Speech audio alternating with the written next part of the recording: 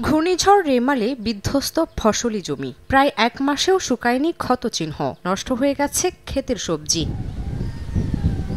কৃষি বিভাগের তথ্য মতে রেমালের আঘাতে ঝালকাঠির ৩,৩২৫ হেক্টর জমির সবজি ক্ষতিগ্রস্ত হয়েছে। তার মধ্যে সম্পূর্ণ নষ্ট হয়ে গেছে ১১৬২ হেক্টর জমির সবজি। এ কারণে বর্তমানে জেলার বেশিরভাগ বাজারে দেখা দিয়েছে সবজি সংকট। অন্য জেলা থেকে সবজি আনা হলেও দাম চড়া। সবজি কিনতে হিমশিম খেতে হচ্ছে জেলাবাসীকে। কোনো সহযোগিতা না পেয়ে এখনো ঘুরে দাঁড়াতে পারেনি ক্ষতিগ্রস্তরা। ২ থেকে ৩ লক্ষ টাকা আমি লোন তুলছি।